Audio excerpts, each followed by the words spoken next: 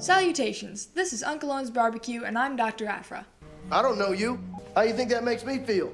Introductions aside, thank you for joining us for an exclusive you'll find nowhere else. To our rotisserie evaluators with one good eye, greetings.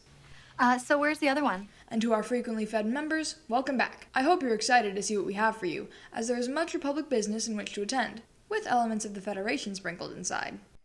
I'm in the Empire business. Before the Empire strikes back, the Clone Wars dominated the headlines, and today, that is where our focus lies. This promises to be another installment you won't want to miss, as there are many more figures and characters we still have yet to obtain. They're here. They are just inside, ready for your enjoyment in today's special. How come every time you fly, we crash? Duchess Satine. Feminine, friendly, and fit. Almost too fit. I mean, her bone structure was out of this world. When the Mandalorian Civil War threatened the foreseeable future of this once promising agricultural society, the Senate were supportive of the Jedi assisting in the preservation of the defenseless, who were being threatened with arms taken up by their own people, some in the same family tree. My daddy never came back 'cause I shot him. Following an official vote, less than a handful of those lightsaber-possessing protectors were tasked to ensure the Kree's bloodline. One of those Jedi was Stu-Jon-born Obi-Wan Kenobi. During those times, Satine was being sheltered, and attraction began to build between she and Kenobi, and it was the Duchess in one of those tender moments that gave Kenobi the pseudonym Ben. I like Ben. When the two eventually fell in love, neither the Jedi nor the Duchess would act on their feelings for the other, avoiding the inevitable marriage. I guess everyone's entitled to one good scare. Satine was given the higher calling of picking up the fragmented pieces of her Mandalorian people's history. As for Kenobi, he'd become the first Jedi in 1,000 years believed to have met, dueled, and killed a Sith. Oh, he's not even human! From that task alone, do you think that he met the requirements for all 4 trials and therefore was granted the rank of Jedi Master? I'm sorry, I wasn't listening.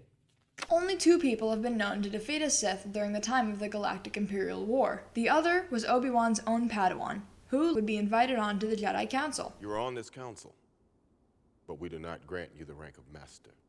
He's the guy. Yep. That's him. Anyway. Both the Jedi and the Duchess stayed on their paths, but would meet up at the beginning of the Clone Wars, when Satine again found herself in danger, resulting in the Duchess sending a distress message to Ben. It's Ben to the rescue! But Obi-Wan isn't her only hope, because there is also the hardened conflict correctors called Death Watch, who have worked to overthrow the enemy's control over Mandalore. Obi-Wan Kenobi, Mandalorian disguise. When her former flame arrives, feigning forgetfulness, he invited the Death Watch commando into his vessel to retrieve his landing clearance, quickly rendering the trooper unconscious. Like this? Yeah! Makes room for himself in the Mandalorian's gear, and as he exited the ship wearing the disguise, Bo-Katan witnessed Kenobi mount his rescue. Where did you get those clothes? After Obi-Wan collected Satine, the two boarded his busted freighter, and the couple attempted to escape the planet's atmosphere. Yeah, that's not gonna happen. The Jedi and the Duchess were soon surrounded by the real Mandalorian supercommandos, who took our captive couple to their Dathomirian leader, Maul. The bisected Black Hat forces our hindered hero to watch the detained damsel become skewered with the rapid illumination of the Darksaber. There was a murder, but don't you worry, it's being handled by me and the other killers. Obi-Wan was rescued by Bo-Katan Kryze, to whom he offers his condolences and departed the planet. One question. I imagine you won't take off that handsome-looking uniform of yours, ain't you? Caleb Doom, Padawan of Master Jedi High Council member Depa Billaba, who was present during the interview of Anakin Skywalker, as well as the Theed commemorative Freedom Day celebration on Naboo. That place is crawling with hot chicks! Years after that shindig as Depa was convalescing, we see this wide-eyed little guy become acquainted with Master Billaba through a forced connection and a chance encounter at an infirmary. What? How did she get there? You shouldn't do drugs, okay? Drugs are bad. Dissuaded by fellow young Jedi to reconsider the damaged goods master as his mentor after she suffered the loss of nearly all of her squadron. You poisonous! But she lived through an unexpected ambush by General Grievous, so the chit-chat rumors spread by those catty clones are better when they're ignored. Aren't they all? Yes. Good answer. Doom was sheltered by Billaba as they fled, and survived the bombing of the Jedi Temple together, encouraging Caleb to wish for Balaba to be his master and his guidance, and authenticated Deppa's willingness to accept Caleb as the apprentice she needed. That is much better than how Bara Sophie met her master Luminara Unduli. You stupid. You. When Order 66 was executed, Caleb and his master were fired upon. He wanted to stand together and mount a defensive. Something tells me a whole lot of people are about to die. However, Deppa knew that even if she could find herself lucky enough to avoid the snipers and the explosives, aside from the regular troopers, the young man close to her could be injured or worse. So, Balaba sent Doom away, and the sniper didn't get to shoot anyone. The name Doom was on either one of 3 lists, noting Jedi Order fugitives that 1 have been made deceased, 2 are wanted but not eliminated yet, and 3 any and all Force users marked as missing. Who's gasping out there? Stop it! He witnessed what the Empire's first act was, and due to that traumatizing memory, he was inclined to create a new identity, calling himself by another name, and eventually will dabble in Pogonology to facilitate in that persona. What's up, kiddo? Never seen you in here before. Pong Krell. Krell was a basilisk that served as a general during the Clone Wars. He has 4 arms, 2 double-sided lightsabers, with a face somewhere in between a pelican and a garbage disposal. You know, we can't all look like those anorexic aliens in the James Cameron movie. This Jedi received a dark presentiment pertaining to Order 66 and the Jedi Purge, and it became the trigger that began Krell's seduction to the dark side. But there were other effects. Pong Krell would seek out Count Dooku with the intention of becoming another acolyte of Darth Tyrannus. You know you're a piece of trash. He would not only be accepted, but also agreed to act as a double agent for the Confederacy of Independent Systems. Krell maintained the illusion of his loyalty to the Republic as he worked to sabotage the Jedi Order from within for the interests of the Separatists. It is you who is now put to the test. Once, Krell met up with General Anakin Skywalker, who himself was accompanied by the 501st. But soon after arriving, Skywalker was called away, and General Krell would assume command, and he would make one bad decision after another. But don't let that fool you. He really is an idiot. Despite his resume detailing a 5-year plan to see the end of the Clone Wars, if it weren't for the blaster belonging to Fives being borrowed by Dogma, the General may have just been able to face Mano a Mano, the one who was prophesized to bring balance to the Force. Well, I gotta say, I resent this briefing very much. As for CT-6922, designation Dogma, when Pong Krell did take command from General Skywalker, He is the one. Dogma remained a loyal soldier to his acting general, Master Pong Krell, encouraging his fellow clones to obey the badly commanding superior, remain resolved in the face of any friend or foe, all the while guaranteeing victory and opportunities for advancement in rank to his teammates, except for that one clone who randomly engages in friendly fire. Pong Krell eventually found himself arrested for ordering the death of the same 501st members who made his plan work, and was revealed to be the Separatist sympathizer. Whoa! Everybody just relax.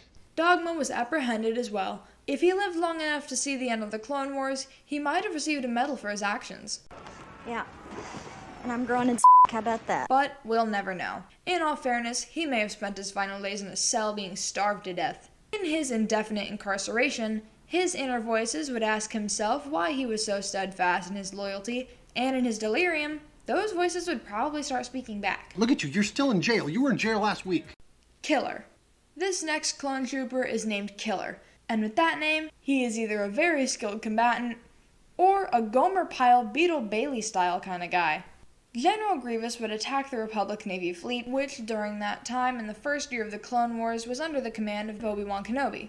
The Jedi ordered the clone pilots to defend the fleet, which Killer had become quite impressive at displaying. How do you think he earned that, Sobriquet? You just have to find any bad guy and kill him. But no matter how many droid gunship starfighters you keep in your sights, these things have dangerous maneuvers and formidable weaponry. Well, it depends on your proximity to the fart.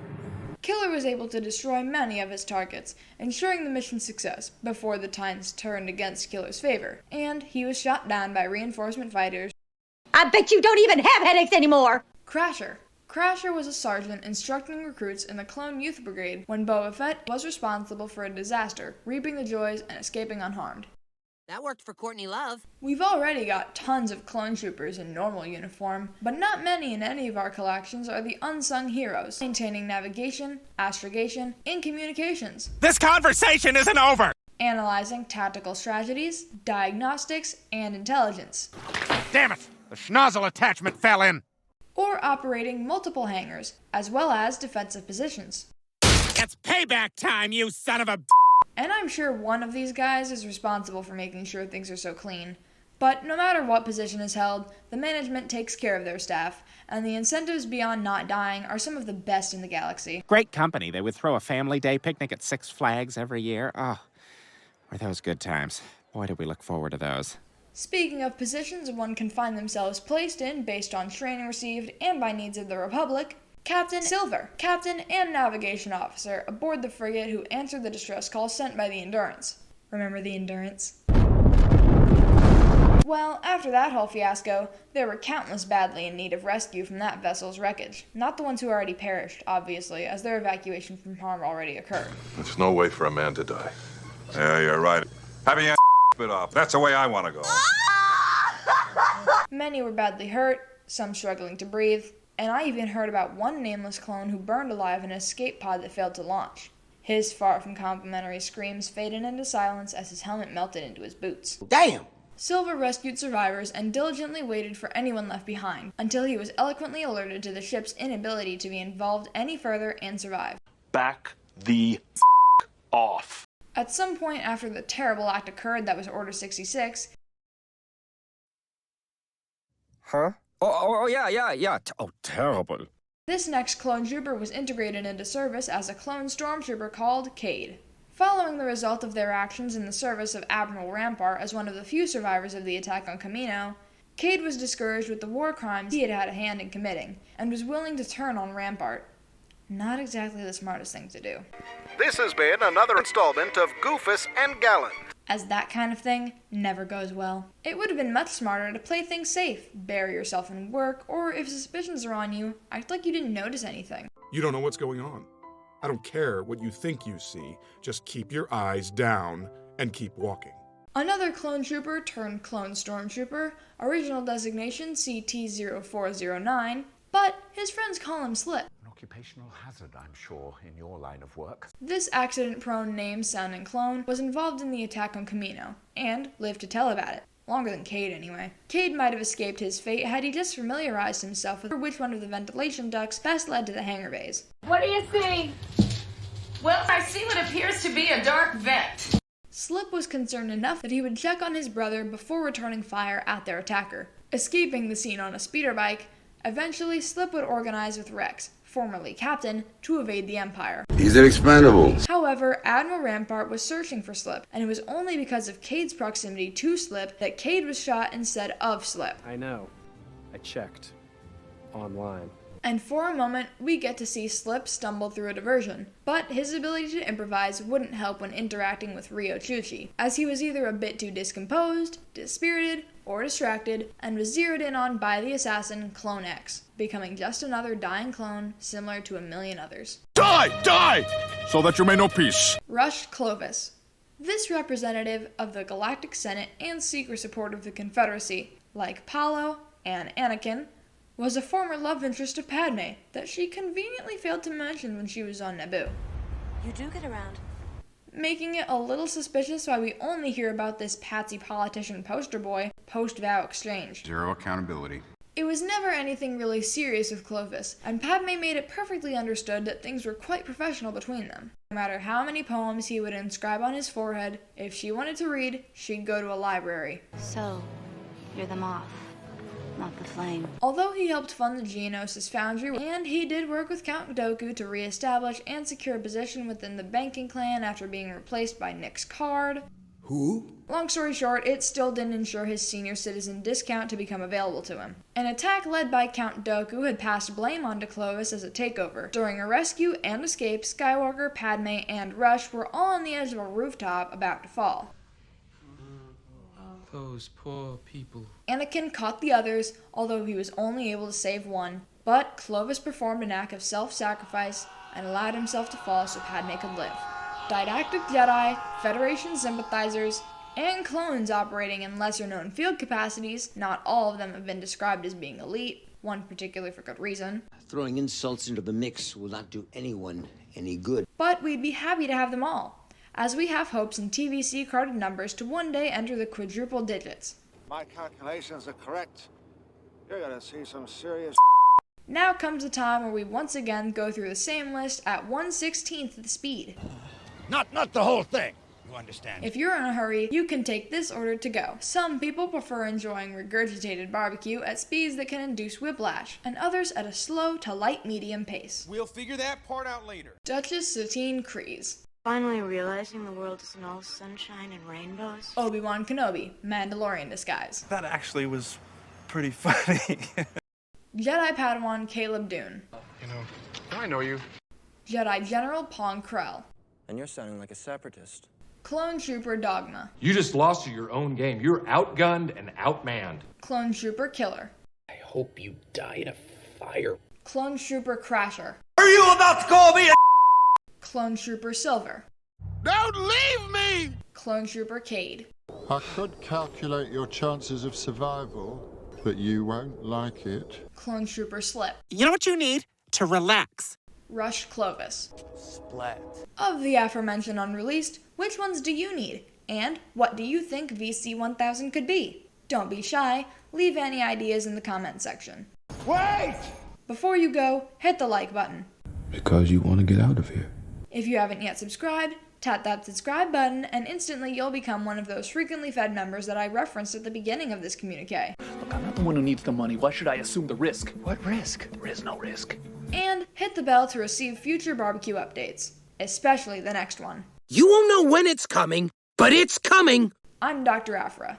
Thank you everyone for dropping in to show your support for Uncle Owen's Barbecue, and we hope you were pleased with today's special.